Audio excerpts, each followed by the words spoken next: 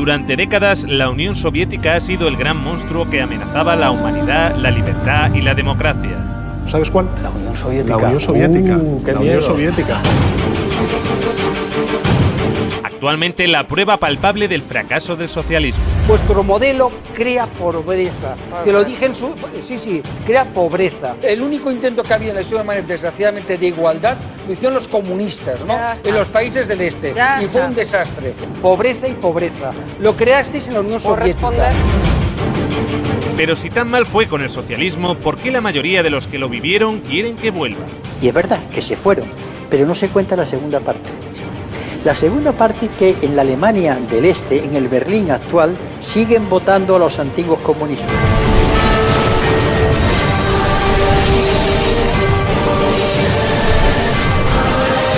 A continuación, vamos a ver lo que no nos han contado sobre la Unión Soviética.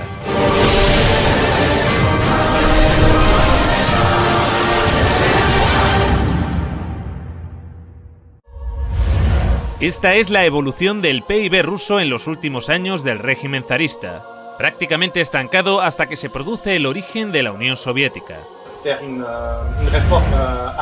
Lo primero que harán será una reforma agraria que otorga a los campesinos propiedad sobre la tierra. Luego, los primeros años de socialismo, como consecuencia de la Primera Guerra Mundial y la Guerra Civil, fueron complicados. En 1921 se creará el Gosplan, el Centro de Planificación. Será un primer plan basado en la electrificación del país, necesario para desarrollar toda una serie de infraestructuras en un país en el que casi no había nada. Esto es lo que sucede con el PIB soviético cuando se inicia el Gosplan. Lo que muestra que la manera en la que los soviéticos habían organizado la economía no era un fracaso para nada. Hasta 1970, el crecimiento era alto. A partir de entonces, entre 1970 y 1980, el crecimiento era menor. Y el crecimiento del bloque blanco algo mayor. Los mecanismos de bloqueo aparecen en esa época. La única caída significativa fue durante la Segunda Guerra Mundial. Una guerra que, a diferencia de lo que nos vende Hollywood, fue ganada a los nazis gracias a la Unión Soviética.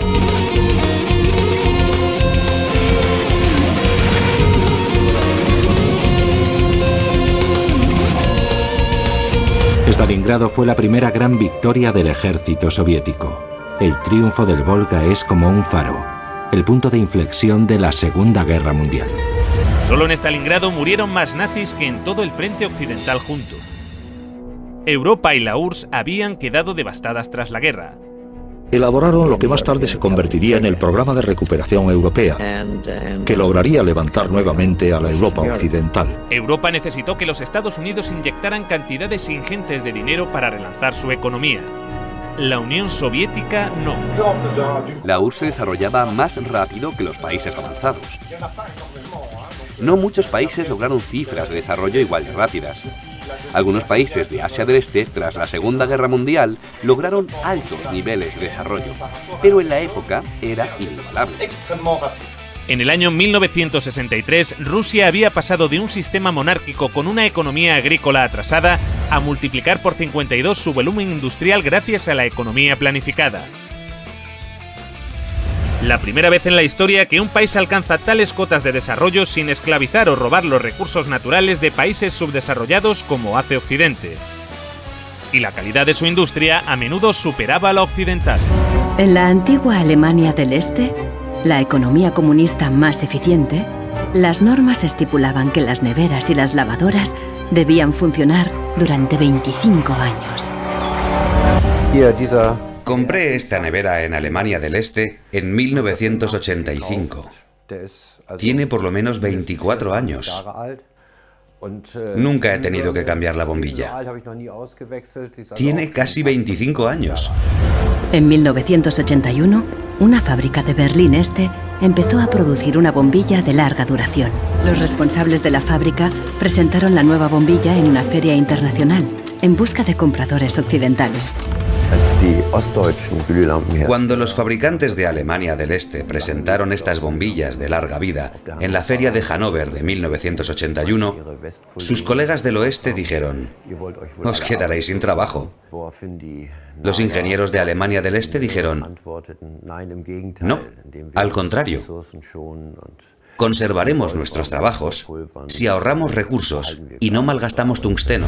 Los occidentales rechazaron la bombilla. En 1989 cayó el muro de Berlín. La fábrica cerró y la bombilla de larga duración dejó de producirse.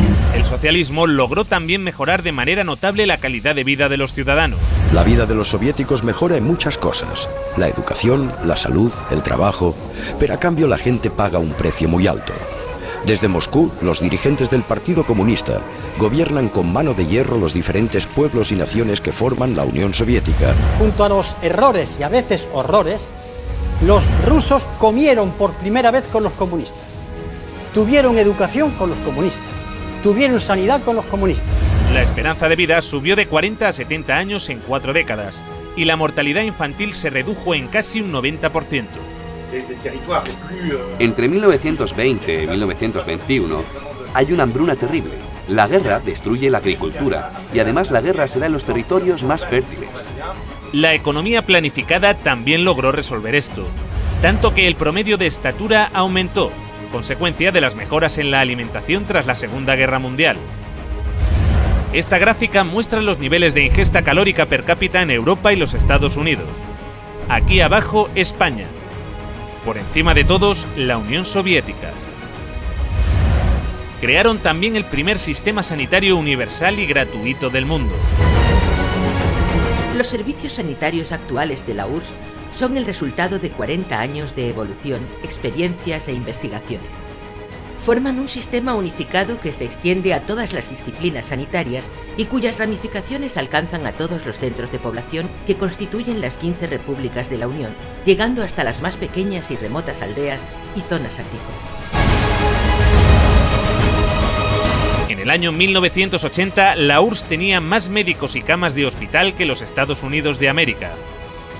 También crearon el primer sistema educativo universal y gratuito en el que se incluía la universidad. Todo el material escolar lo proporcionaba el Estado. En los años 70, la URSS tenía 5 veces más ingenieros titulados que los Estados Unidos. Y mientras los Estados Unidos pasaban la Gran Depresión con un 23% de paro, la Unión Soviética alcanzaba la plena ocupación. Sus oficinas de desempleo permanecieron cerradas hasta el año 88. Y las condiciones laborales no estaban nada mal. Con la Constitución Soviética de 1936 se estableció la jornada laboral de 7 horas, pudiendo verse reducida a 6 o incluso a 4 para las profesiones más duras. La jubilación era a los 60. Para los trabajos más duros podía llegar a adelantarse a los 50. Solo hacían falta 20 años cotizados para cobrar la pensión completa. Los sueldos se cobraban al 100% durante las bajas por enfermedad, y también tenías derecho a bajas si tus hijos se ponían enfermos. La baja por maternidad duraba 1 año. De hecho, fue el país que consiguió las mayores cotas de igualdad entre hombres y mujeres. Antes, en la RDA de su juventud, la mujer era igual que el hombre, y a veces incluso superior. 9 de 10 trabajaban. Había guarderías para sus hijos y tenían tiempo de ocio. Este sistema de seguridad social serviría de inspiración a la socialdemocracia occidental, que llevaría a los Estados Unidos y a Europa a su mejor época de la historia en bienestar y derechos. Entre esos derechos están el acceso a un trabajo útil y remunerado, el derecho a unos ingresos suficientes para proveer de una adecuada alimentación, vestuario y esparcimiento, el derecho de cada familia a un hogar decente, el derecho a una cobertura médica adecuada y la posibilidad de tener buena salud y gozar de ella, el derecho a una adecuada protección ante los temores económicos vinculados con la vejez, la enfermedad, los accidentes o el desempleo. El derecho a una buena educación. Luego llegaron los liberales y empezaron a joderlo todo, pero esto es otra historia. Para el resto del mundo, el aporte científico de la Unión Soviética, incluso en economía, aunque no sea totalmente científica, es notable incluso para Europa. El virólogo soviético Viktor Sanov presentó su plan para erradicar la viruela ante la Organización Mundial de la Salud. Por primera vez en la historia, la humanidad lograba eliminar una enfermedad gracias a una campaña de vacunación en la que la Unión Soviética tuvo un papel fundamental. Fueron los primeros que lograron poner un satélite en órbita, el Sputnik. Los medios de comunicación de todo el mundo estaban embargados de emoción porque el hombre había podido llegar al espacio. El cosmonauta soviético Yuri Gagarin fue el primer hombre en viajar al espacio. Valentina Tereskova, la primera mujer. La Mir, la primera estación espacial. Incluso el primer teléfono móvil.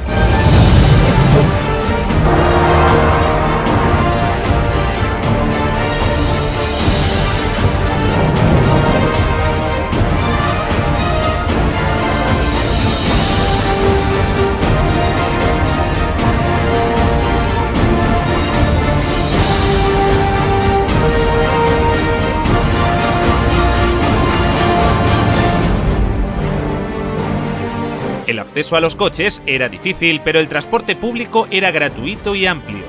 La red ferroviaria llegó a ser de las más grandes y desarrolladas del mundo. Nos enfrentamos al recorrido ferroviario más largo del mundo, el Transiberiano. Una sociedad que había logrado garantizar a todos los ciudadanos los bienes de primera necesidad. La vivienda, el agua, la luz o la calefacción no suponían más de un 30% del salario de un trabajador. Y si no podías permitirte una vivienda, el Estado te la regalaba. En la década de los 60 surgieron bloques de apartamentos en todas las ciudades soviéticas. Claro que estábamos contentos. Esperábamos esos apartamentos como el que espera a que el pastel salga del horno. Estábamos hartos de vivir con otras familias. Cuando nos mudamos nos pareció un paraíso. Vivimos aquí desde entonces y está muy bien. En Occidente, el socialismo causaba un enorme rechazo, entre otras cosas porque al no emitir casi deuda externa, los acreedores del FMI perdían una gran oportunidad de beneficiarse de la riqueza soviética. Sin embargo, mientras Reagan intentaba vender que el socialismo era un desastre, sus propios servicios de inteligencia le llevaban la contraria.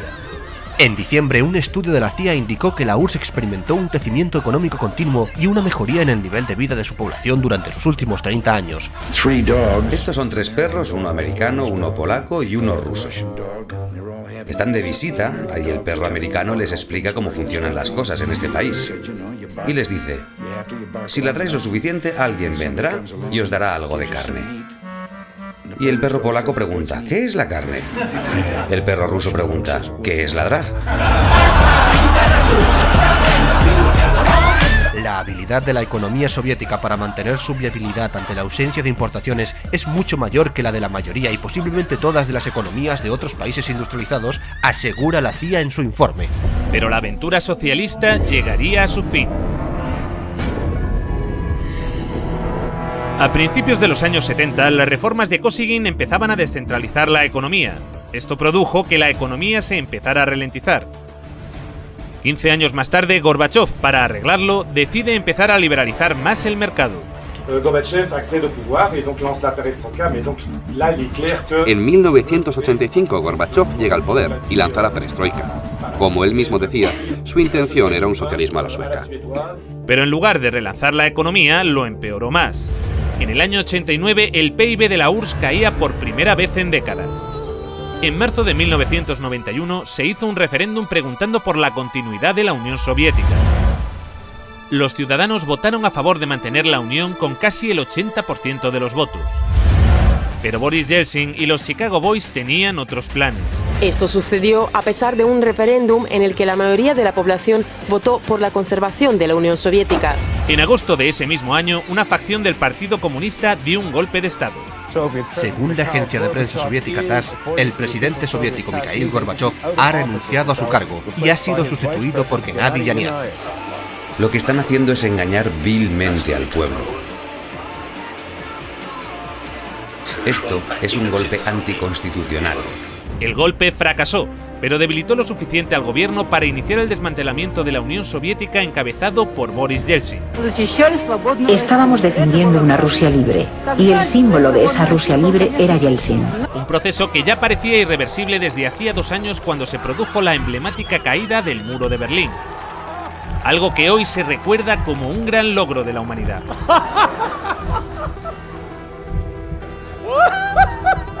aunque poco se habló de lo que sucedió después. El libre mercado llegó a Rusia y con él el caos. Se vendieron empresas estatales a precio de saldo. Gracias a la terapia de shock de Yeltsin, en 1992 los rusos consumían un 40% menos que en 1991. Un tercio de la población había caído en la pobreza y la gente tardaba meses en cobrar su sueldo. Con las medidas liberales llevadas a cabo por Boris Yeltsin, el PIB de Rusia experimentó una caída en picado durante los 8 años siguientes. La corrupción era generalizada y el crimen organizado se disparó. Moscú se convirtió en el nuevo salvaje oeste. Eso sí, han construido unos rascacielos de puta madre en Moscú. Se pusieron a la venta más industrias estatales, y así nació una nueva clase de empresarios multimillonarios con influencia política, los oligarcas. En 1998, el 80% de las granjas rusas estaba en quiebra y 70.000 fábricas estatales habían cerrado. Crea pobreza, pobreza y pobreza. En 8 años, el número de pobres había aumentado en 72 millones, mientras Moscú pasaba a ser la ciudad del mundo con más multimillonarios. La pobreza se disparó también en los países miembros y satélites de la URSS. La antigua RDA fue una de las regiones que salió mejor paradas, pero también experimentó algunos retrocesos, especialmente en los derechos de las mujeres. Mujeres de la RFA piden que se apliquen las leyes que protegen a las mujeres en la RDA. Una época cómoda que termina con la caída del muro en noviembre de 1989. Sí que hay un Día Internacional de la Mujer, pero ya no se celebra de la misma manera. A las mujeres ya no se las homenajea como antes. Un retroceso que en ocasiones llegó a tener consecuencias trágicas. Miles de mujeres de la ex RDA se hacen esterilizar por temor a perder el empleo. Las regiones que están más al sureste de Europa o las próximas al Cáucaso pasaron a convertirse en países cuasi tercermundistas. La desintegración de la Unión Soviética ocasionó el colapso de la seguridad social de la que gozaban antes las personas mayores. Numerosos ancianos viven hoy en la pobreza. La venta de riñones por dinero fue la única opción que la mayoría de ellos tenía para poder mantener a sus familias. Es difícil conseguir un empleo en las regiones de Moldavia. He escuchado que un riñón vale $95.000, o cerca de 100.000. Nos engañaron. Sé que no debí viajar a Turquía, pero necesitaba el dinero. Ahora ese dinero ha arruinado mi salud. Desde entonces, los latentes conflictos interétnicos que persistían en varias repúblicas de la URSS se intensificaron y desataron choques armados.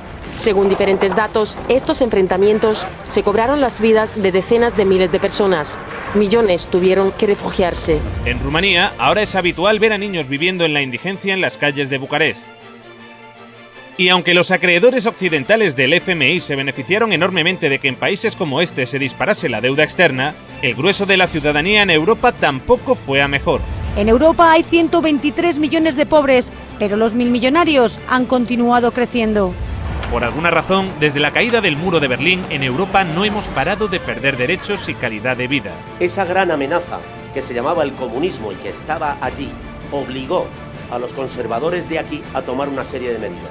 Dijeron, o les damos escuela y les damos sanidad y algo más, o aquellos del otro lado nos van a comer el turrón. Cuando cayó el telón de acero, esta amenaza desapareció. Y dijeron, bueno, ya no tenemos por qué darles nada, porque no existe la amenaza. Pero como la URSS y Yugoslavia no existen ya... Mientras, los que vivieron el socialismo en primera persona a menudo lo añoran. Cuando se cambió aquello y se encontraron que tenía que pagar la calefacción, la electricidad, etcétera, etcétera. Una encuesta publicada en 2014 revela que el 60% de los rusos quieren que vuelva la Unión Soviética. Y es verdad que se fueron, porque tenían enfrente un escaparate, pero no se cuenta la segunda parte. La segunda parte que en la Alemania del Este, en el Berlín actual, siguen votando a los antiguos comunistas. En las elecciones federales de Alemania, el nuevo Partido Socialista Unificado de la antigua RDA gana en los distritos de Berlín que pertenecían a la zona soviética. De hecho, se habla sobre todo con nuestros abuelos. Ellos nos cuentan lo que vivieron. Y en general lo hacen de forma positiva. En esa época había menos gente muy rica y todos los demás eran iguales. La riqueza se distribuía de manera equitativa. Había una justicia social. No es como hoy en día, que hay familias con menos recursos cuyos hijos no tienen grandes oportunidades. En Asia Central, esta añoranza es aún mayor. ¿Qué opinas de tu actual generación? Nos hemos quedado huérfanos. Los países se separaron y nos perdimos. Quizá en 20 años hayan desaparecido. Creo que las cosas iban mejor antes, en la Unión Soviética. En el mejor de los casos, solo unos 600 aldeanos aún viven aquí. Pero cuando Kirguistán formaba parte de la Unión Soviética, la gente de todas partes de la República deseaba venir a este lugar. Todo funcionaba, las fábricas, las plantas. Las personas vivían de manera igualitaria. Al comparar, yo elegiría el estado en el que vivía cuando tenía 7 años. Con la llegada de Putin al poder, la economía empezó a recuperarse. Se redujo la pobreza y la criminalidad. Pero los niveles de bienestar jamás regresaron. La desigualdad sigue en los niveles de la época de Yeltsin. La tasa de mortalidad en Rusia aún está muy por encima de los niveles de la era soviética. Y esto es en parte debido al deterioro del sistema sanitario, que ahora es de pago. No tuve que pagar por la escuela y la universidad, pero recibíamos una buena educación. Nos curaban de forma gratuita. En julio de 2010 murió de cáncer, mi prima. No pudo encontrar 30.000 rublos para una operación. Estuvo acostada varios meses. Las dolorosas inyecciones también las tuvo que pagar. De manera que sí, todo un logro la caída del comunismo. Un logro de la hostia. En el próximo episodio... Pablo Iglesias y Eduardo Inda revelan nuevos e inquietantes datos sobre la figura de Stalin. Sin interrumpir, Pantuflo, sin interrumpir. Vamos a dejarlo de Pantuflo. Eso es una táctica estalinista. Vamos, por favor, a mantener el respeto. Adelante, Pablo, por favor, luego Eduardo. Pido perdón por utilizar una táctica stalinista. Como todo el mundo sabe, Stalin recomendó llamar Pantuflo a los interlocutores. Y cuando estéis en Stalingrado, luchando contra las tropas nazis, recordad esto. Tenéis que llamarlos a todos Pantuflo.